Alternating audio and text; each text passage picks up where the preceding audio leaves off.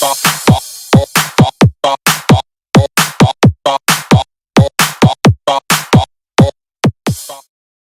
up guys? So ngayon guys, i-share ko sa inyo guys kung paano i-backup yung app guys na na-install guys at gusto nyo yan install siya, pero ang problema guys is yung app na yun na dapat nyo install ay na-delete yung mga files guys at hindi na siya magagamit ulit guys. So ito na yun guys.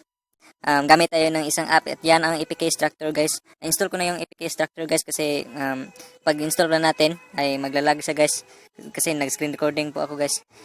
Tingnan nyo guys, storage space running na siya guys. Yan guys, punta tayo sa menu guys. Yan. Makita nyo guys, ito yung APK Extractor guys. So, APK Extractor Pro guys ang ating gagamitin guys. Ang install ko guys ay yung Dacetal guys, ang developer option guys, at saka yung math formulas guys. Kasi,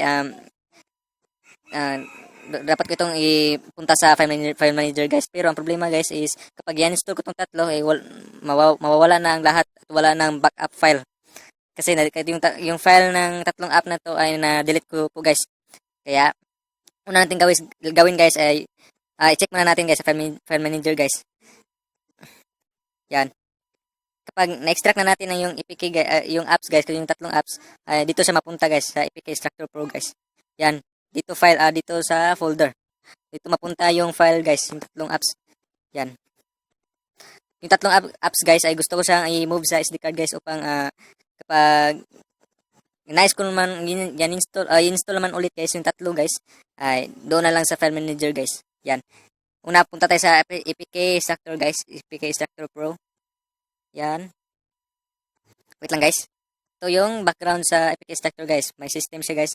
Sa system ay dito makita yung apps cellphone gaya ng sa YouTube, FM Radio. Yan, phone and messaging storage sa Chrome browser. Yan ang tinatawag na system apps guys. At sa install naman guys, ito yung party apps guys, meaning guys yung apps guys nga na-install natin, na-download natin sa mga iba't ibang websites guys gaya ng sa Google Play Store. Yan. Yan. Sa folder guys ay wala dito ma-locate guys kung saan dito ma-locate guys ang backup ng file natin, yung apps. Dito makita yung sa storage, emulated 0, APK Extractor Pro. So yan po ang location guys. Yan. I-backup natin guys yung wait lang guys. I-backup natin yung tatlong apps ko po guys. Yung Math Formulas Pack, Developer Option, at saka sa Dacetal guys. Yan. I-backup natin siya.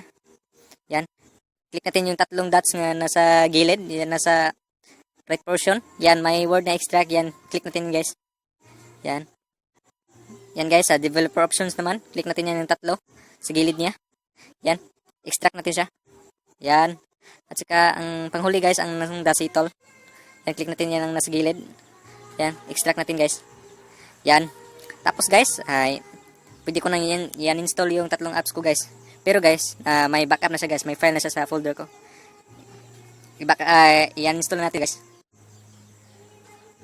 Yan, install na natin siya.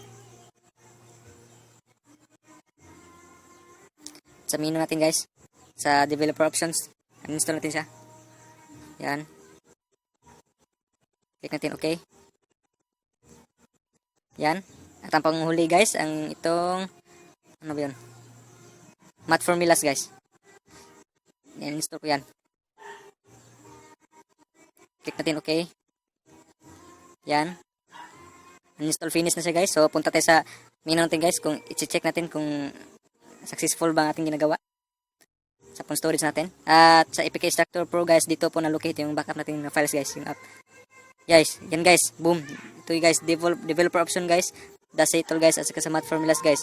Sa Dacetal guys, parang naglo-loading siya. So, pwede siyang guys i-cut natin guys. Gusto ko siyang i-move sa aking SD card guys. Yan, select more natin. Select all. At saka may tatlong dots sa baba. I-cut natin guys. Or move. Yan, punta ko sa aking SD card. Yan, nice ko siyang punta sa share it folder. Yan, at saka sa download na folder. At sa apps. Yan, dito ko siya i-paste. Yan. Meaning guys, na-backup ko na yung tatlong apps guys na na-install ko kanina guys. Kapag nais ko siyang install ulit guys, so dito lang ako pumunta sa Zero 8, sa download the folder, at saka sa apps. So dito na guys makita yung nais kong i-install guys ulit. So yan lang guys yung video ko po ito guys. Sana may matutulong po sa inyo guys. Knowledge about this app guys. Yan. Pang backup na apps. Yan.